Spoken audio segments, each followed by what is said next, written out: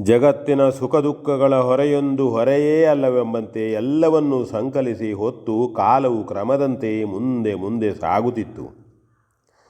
ವರ್ಷಾಕಾಲದಲ್ಲಿ ಬಿಡುವಿಲ್ಲದೆ ಸುರಿದ ಮಳೆಯಿಂದ ನೆಲವೆಲ್ಲ ಕೆಸರಾಗಿ ಹೋಗಿದ್ದರೂ ಕೆರೆತೊರೆಗಳೆಲ್ಲ ತುಂಬಿಕೊಂಡು ಬೇಸಿಗೆಯಲ್ಲಿ ಕಳೆದು ಹೋದ ತಮ್ಮ ತಮ್ಮ ಸಂಪತ್ತನ್ನು ಮತ್ತೊಮ್ಮೆ ಪಡೆದು ಸಂತಸಗೊಂಡಂತೆ ಪೂರ್ಣಗೊಂಡಿದ್ದವು. ನೀರಿಲ್ಲದೆ ಬೇರಿನವರೆಗೂ ಒಣಗಿ ಹೋಗಿದ್ದ ಹುಲ್ಲು ಮಳೆ ಬಂದು ಚಿಗುರೊಡೆದು ಹುಲುಸಾಗಿ ಬೆಳೆದು ನವಿರಾಂತ ಭೂದೇವಿಯ ಮೈಯ ಪುಳಕೋತ್ಸಾಹವನ್ನು ಕಾಣಿಸುತ್ತಿತ್ತು.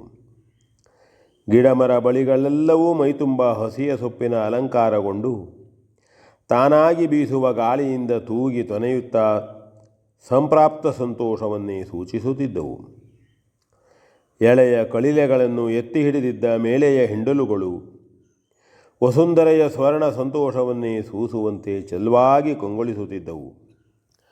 ಕರಿಯ ಮುಗಿಲ ಸಂದೋಹದಿಂದಲೇ ದಟ್ಟೈಸಿಕೊಂಡಿದ್ದ ಗಗನಾಂಗಣವು ಜಗತ್ತಿನ ಮಳೆಗಾಲದ ಬೇಸರವನ್ನೇ ತಳೆದು ಕಪ್ಪಾಗಿದ್ದುದು ಮಳೆ ಸುರಿದು ಕರಗಿಯೇ ಮರೆಗೊಂಡ ಮೋಡಗಳಿಂದ ವಿರಹಿತಗೊಂಡು ಬಹುದೂರದೆತ್ತರದಿಂದಲೂ ತನ್ನ ನೀಲಿಮಾ ಸುಪ್ರಕಾಶವನ್ನು ಚೆಲ್ಲತೊಡಗಿತು.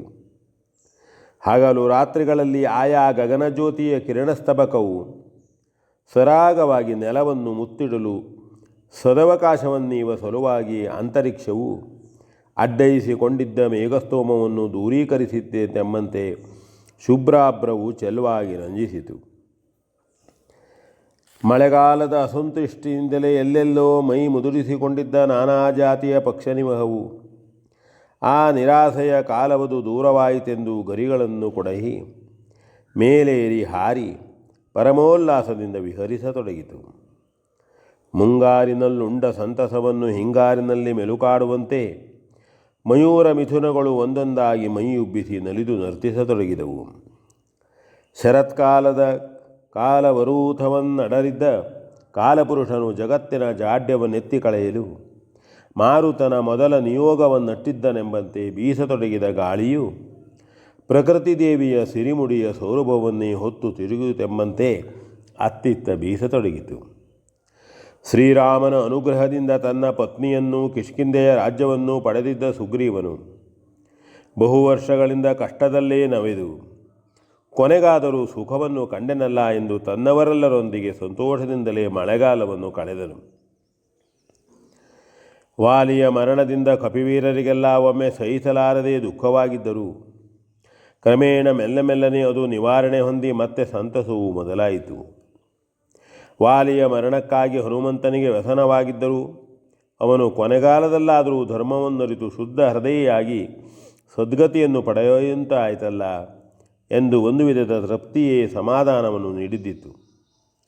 ಅಂತೆಯೇ ಎಲ್ಲರ ಮಾನಸಿಕ ದುಃಖವು ಕಳೆದ ಮಳೆಗಾಲದಂತೆಯೇ ತಾನಾಗಿ ಕಳೆದು ಹೋಗಿ ನವೋಲ್ಲಾಸಭರಿತವಾದ ಶರತ್ಕಾಲವೇ ಆರಂಭವಾದಂತೆ ಕಿಷ್ಕಿಂಧೆಯಲ್ಲೆಲ್ಲ ಪೂರ್ಣೋತ್ಸಾಹವೇ ನೆಲೆಗೊಂಡು ರಂಜಿಸುವಂತಾಯಿತು. ಸುಗ್ರೀವ ದಂಪತಿಗಳ ಪ್ರೇಮವು ಬಹುವರ್ಷಗಳ ವಿರಹ ದುರಿಯಿಂದ ಪುಟಬಿಟ್ಟ ಬಂಗಾರದಂತೆ ಥಳಥಳಿಸಿ ನಿತ್ಯ ಸುಖದ ನವನವತೆಯನ್ನು ಬೀರಿ ಸುಪ್ರಕಾಶಿಸಿತು. ಅವ್ಯಾಹತವಾಗಿ ಸಾಗುತ್ತಿರುವ ಕಾಲದ ಗತಿಯಲ್ಲಿ ವ್ಯತ್ಯಾಸವಿಲ್ಲದಿದ್ದರೂ ಅವರವರ ಸುಖ ದುಃಖಗಳ ಅನುಭವದ ಮೇಲಿನಿಂದ ಒಂದು ರೀತಿಯ ಭ್ರಮೆಯು ಅಂಟಿಕೊಳ್ಳುವುದು ಸಹಜ. ಕಷ್ಟದ ದಿನಗಳೆಲ್ಲ ಬಹು ಉದ್ದವೆಂತಲೂ ಸುಖದ ದಿನಗಳು ತೀರಾ ಗಿಡ್ಡವೆಂತಲೂ ಎಷ್ಟೋ ಮಂದಿಗೆ ಕಾಣುವುದಿದೆ. ತೀರ ಜಡತೆಗೊಂಡಾಗ ಹೊತ್ತೇ ಹೋಗದಿರುವುದು ಕಾಣುವುದು ಕೂಡ ಇದೆ.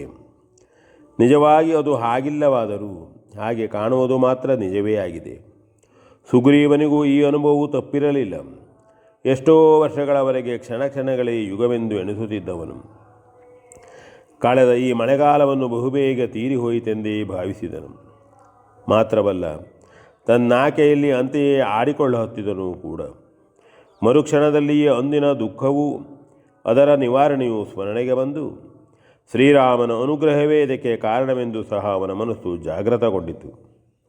ತನ್ನ ಮುಂದಿನ ಕರ್ತವ್ಯವೂ ಹೊಳೆಯಿತು.